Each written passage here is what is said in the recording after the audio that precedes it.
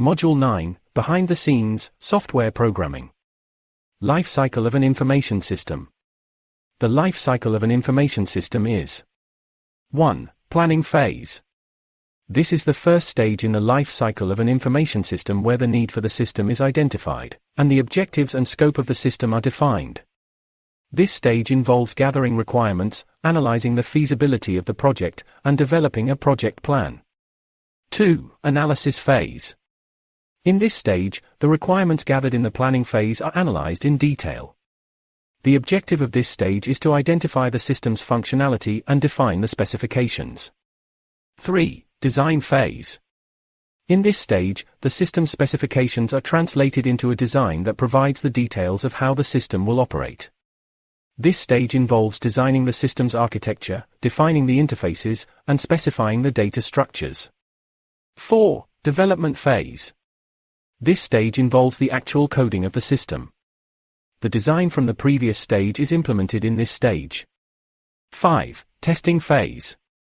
This is the phase where the system is tested to ensure that it works according to the specifications. This stage involves unit testing, system testing, and acceptance testing. 6. Implementation phase. In this phase, the system is deployed in the live environment. This stage involves user training, data conversion, and system testing in the live environment. 7. Maintenance phase.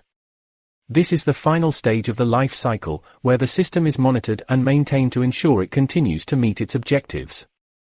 This stage involves resolving defects, making modifications, and providing user support. 8. Planning phase. The planning phase of the program life cycle involves defining the program's objectives, scope, and requirements. The planning phase also includes developing a project plan, determining resource requirements, and estimating the budget. 9. Analysis phase.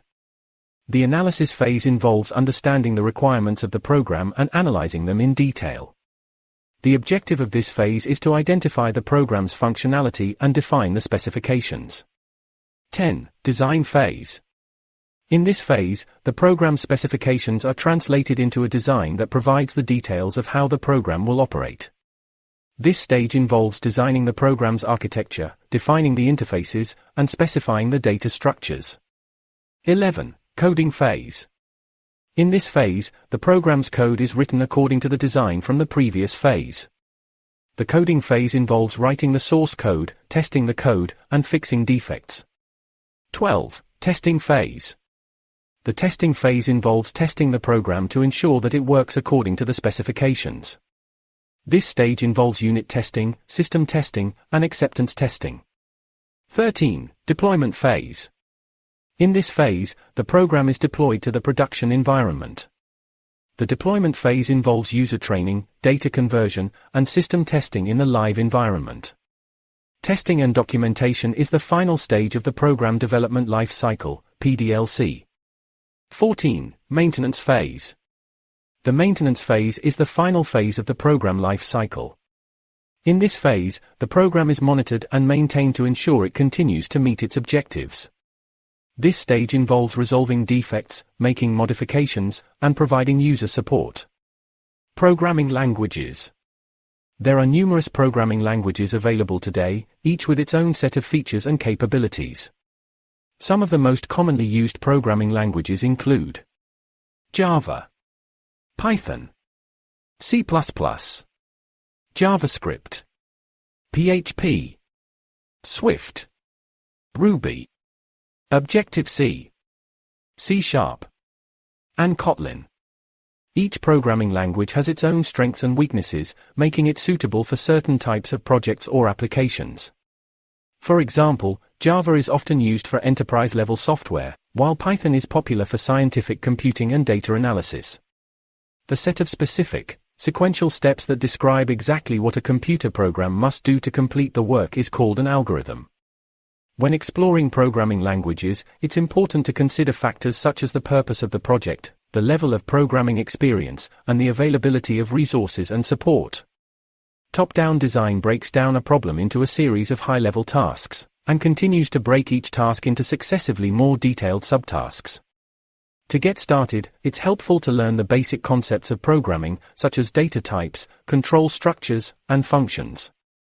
Once you have a solid understanding of these concepts, you can begin exploring programming languages and their features.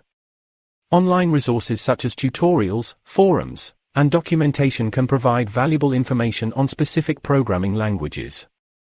Many programming languages also have dedicated communities and user groups where developers can share knowledge and collaborate on projects. It's also helpful to experiment with different programming languages and tools to see which ones work best for your specific needs. This can involve writing small programs, participating in coding challenges or hackathons, or contributing to open-source projects.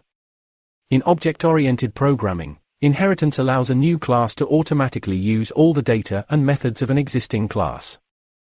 Ultimately, the best way to become proficient in a programming language is to practice writing code, troubleshooting errors, and continually learning and expanding your skills.